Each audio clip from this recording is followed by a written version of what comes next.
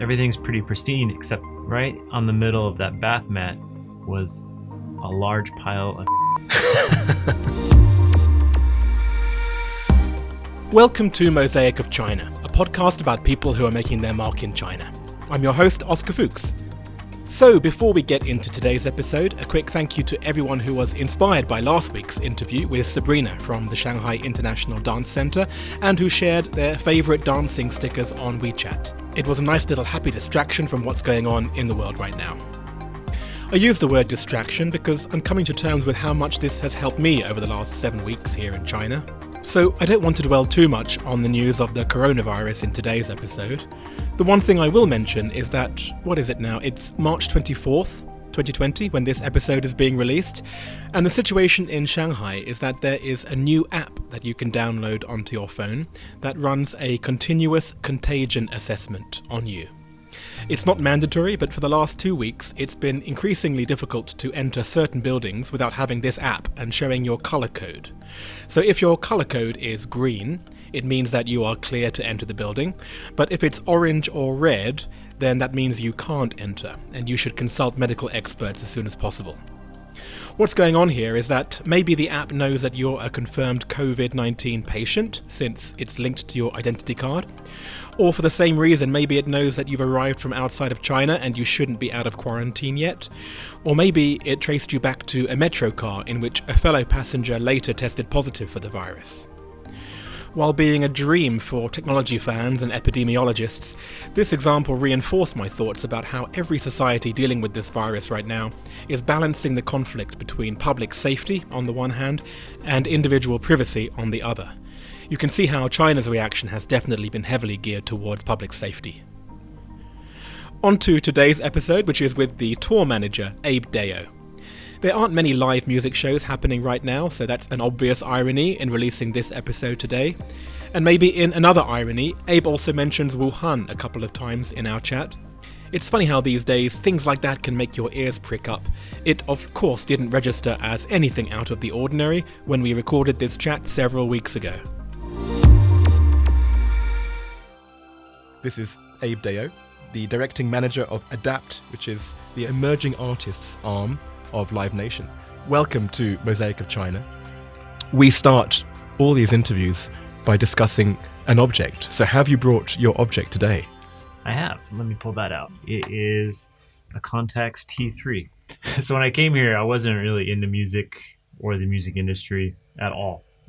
Photography, that's kind of like my background. But being kind of a natural introvert and someone who is very interested in like documentary photography, I always had trouble meeting people to follow around and be that wallflower.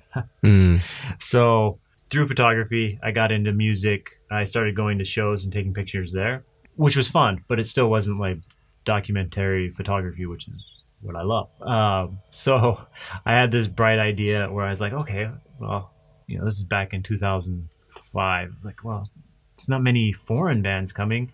Maybe if I invite a band, put on a tour for them, then I can just follow them around and take pictures. Because they can't really say no if I'm the one who's organizing everything. Right. Yeah. A little that I know there's a little bit more into organizing a tour than just contacting somebody and saying, do you want to come over and do some shows? But that's how I got into it, and that's how it all started. Great. Well, tell me a story then about when you would have used the camera. This particular camera is more recent. I have quite a few cameras, so I kind of move in between which cameras I like to use on tour, but it's always something that's with me. It's probably one of the reasons I still do what I do. I mean, after 13 years of traveling to the same cities over and over and over and over again. So what cities are on a regular tour? Shanghai and Beijing are always ones that you'll find artists going to. Shanghai in particular, because the crowds in Shanghai are quite consistent and very good, very supportive of like indie music. Beijing, a little less so, but still very good. And then those are the two main cities.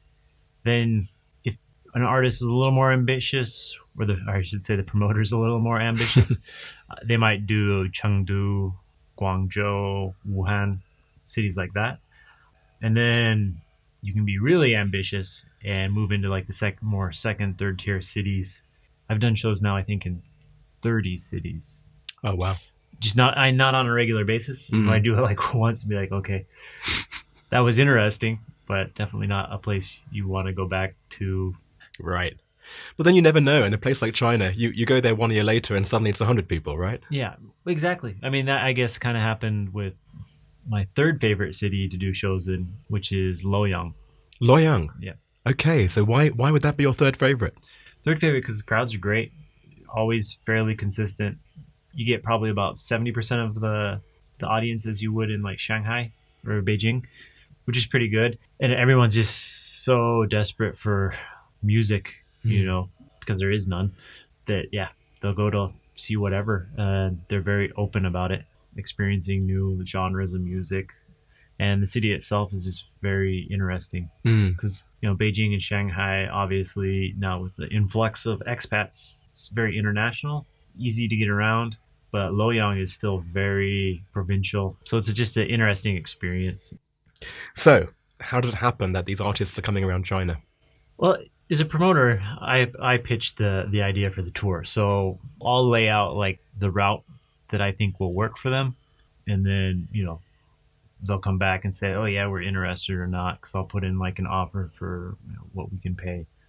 And most of the time they are very interested in, doing as many cities as they can, obviously. But the more remote the city, the less they know about it. Usually the more their interest is piqued. Because if you look, at Loyang, most foreigners don't really know where that is. Great. So out of 13 years, if you add it up, and how many of those tours do you think you've gone through Loyang then? I only started doing Loyang much later, because I had done like Zhengzhou and Xi'an, which are very close to Loyang, many times. But then I'd say the first show in Loyang was 2012. Oh, probably 30 or 40 times. Oh, wow. Yeah, probably closer to 30 than 40. So I guess, which are the most memorable tours that you've been a part of? This probably happened 4 or 5 years ago. I was traveling with this Swedish band. I won't say their name. And I was sharing a room with their keyboardist. Because, on tours, sometimes with like larger groups, we had to share rooms. It's very common. So I was rooming with their keyboardist, and I'm not a big partier, never have been, but some of the bands do like to drink, especially the Scandinavian bands, which is all good. Our hotel right across from the venue, perfect. Loyang, the place we play, my friend owns it, so he's very generous with the drink tickets, and a lot of times bands will stay and have fun. So this was one of those nights. I went back early, went to sleep. The keyboardist I was staying with, I don't know when he got back. He probably got back 3 or 4, but I had to get up early and do a little bit of work before we left. So I get up like 7:38. He's in bed. Everything looks pretty normal in the room. I go into the bathroom. Everything's pretty pristine, except right on the middle of that bath mat was a large pile of I was almost expecting you to say that. Yeah. I have no idea what he was thinking, because it was literally right next to the toilet. So I walked right back out. I was like, yeah, you need to go clean that up. Yeah, he was quite baffled by that. And are you sure it was his? I'm pretty sure it was him. Mind you, if that's the worst thing that's happened, that's not as bad as it could be perhaps in other countries. Oh, yeah. Yeah, we've never had anything horrible. Good. Yeah. Well, how about then, we've heard one of the bad stories. How about one of the success stories? Have you had like any bands that, through you have then since gone on to bigger things in China? Oh, for sure. I mean, a lot of bands, the idea when I book the bands is to help them build an audience like locally so that future tours are possible. There's more money involved and they can come back on a consistent basis. Like Postal Jonen, this Swedish-Norwegian band that I've known for years and years. When they first came, they were very unknown, and they're still quite unknown to the rest of the world outside of like Norway, Sweden, and China. So you do like small rooms, 20, 30 people. And now they came back last year and it was 400. Wow. And then in what way do you think that the music tastes in China are any different to anywhere else? Or do you think it's more or less the same? That is a hard one. I mean, China, you can obviously there are people who like all types of music just like anywhere else, or follow any type of music like anywhere else, just not in the same number. Take for example, since we're using all my Nordic references, you go to somewhere like Norway, and like the total population, what is like 4 million, Yeah. 5 million. So Oslo, the capital, I don't even think there's a million people. Don't fact check me on that. I don't think there's a million people, and there's dozens of live houses of all sizes. You know, they're consistently doing shows, and that's a city of less than a million. China, there's over 100 of those, and like Loyang, what, 5-6 million people. There's one place I know of to do shows, and they do maybe a handful a year. It's just because most people in China and Asia in general go towards like more mainstream pop. They do have like, you know, little niche fan groups of everything, but yeah. So I guess you'd call that in other countries the alternative scene, wouldn't you? Yeah, you could call it the alternative. So basically anything that's not K-pop or mainstream pop would be alternative. Which would be like rock and electronica and hip-hop and like 13... country. Exactly. And, everything. Right. All under that umbrella. And is that changing? Like, do you see it at least slowly changing, or is it still pretty much pop-based? No, it's pretty much pop-based. What changes is the revolving door of like expats and foreigners coming in. Seeing like these, you know, underground shows. There is a lot of energy there. It is quite nice.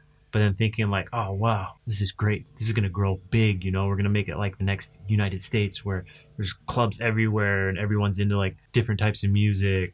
And yeah. It never happened. Never happened. It never happens. Because there's people who you saw at the gig, a year later they'd moved on somewhere else. Is that what you mean? Yeah, it's just the way it is. I mean, there's no lack of rock bands in China, but it never spawned like a greater movement in those scenes. Maybe that is changing. I guess a good example now is like Higher Brothers in the rap game. You know, they've gotten a lot of press and a lot of hype, but will that translate into them being able to play arenas and stadiums around China? We'll see.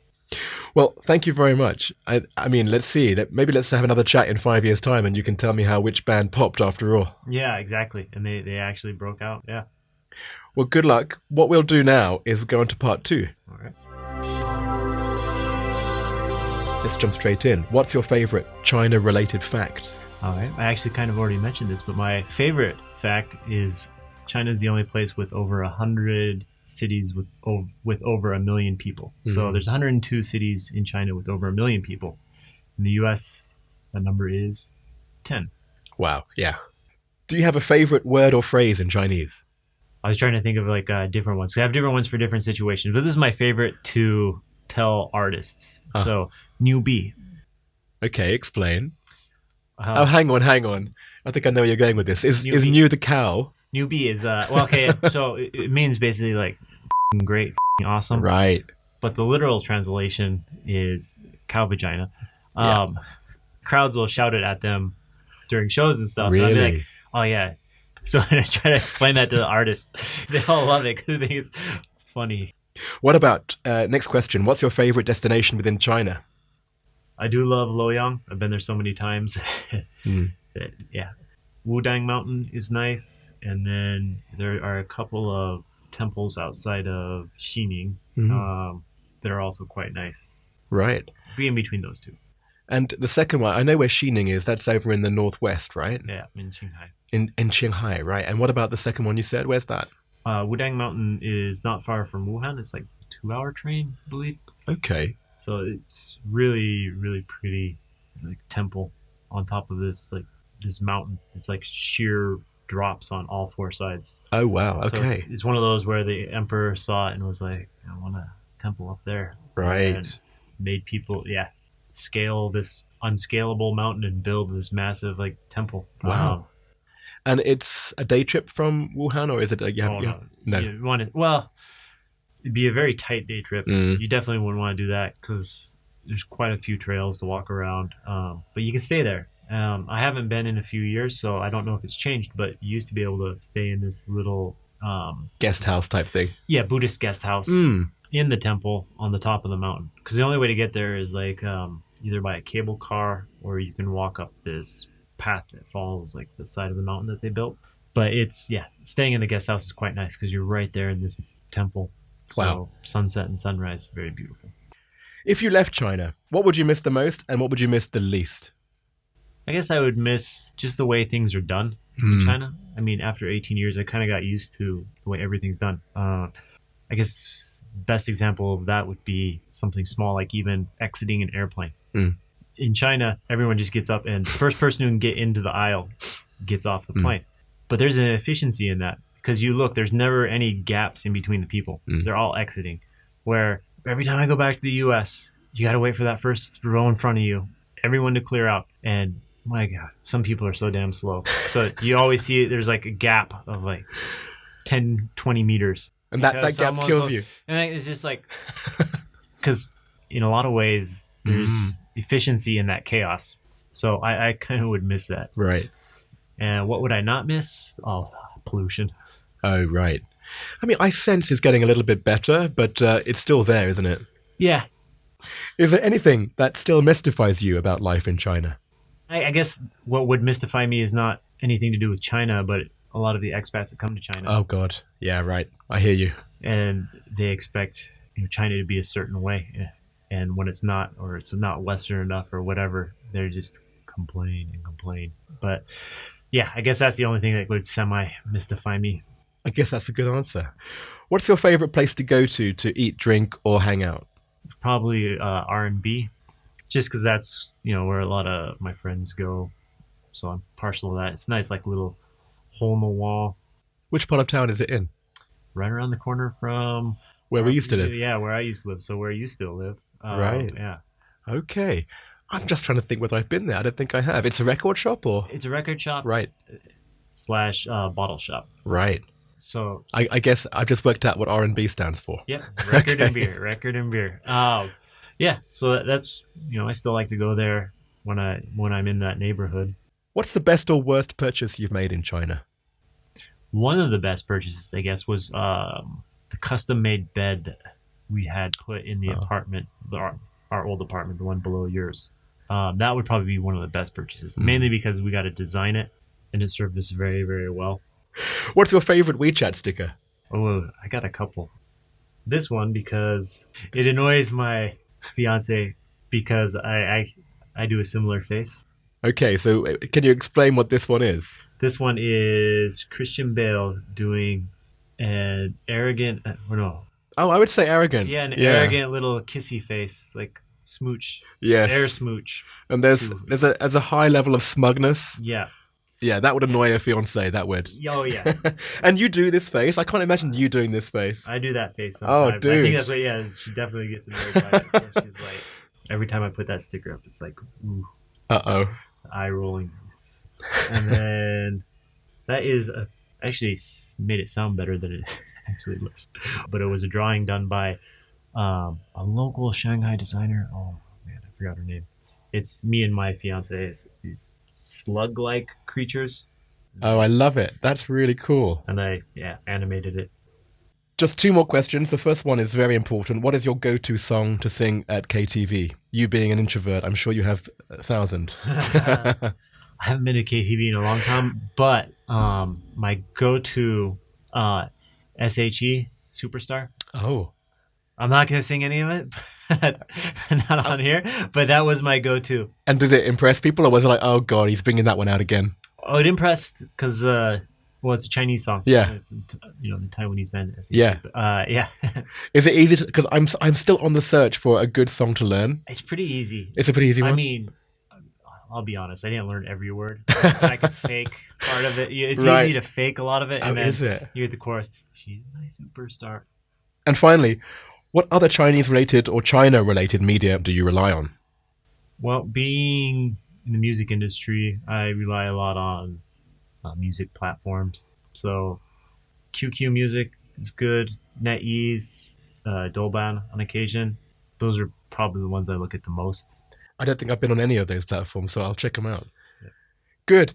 Well, thank you so much for your time, Abe. It's great to see you. Yeah, it's great to see you too. And tell me then, so this is the final part of the podcast where I ask our guest if there was someone else who I should interview next, maybe the most interesting person who you know in China, who would it be?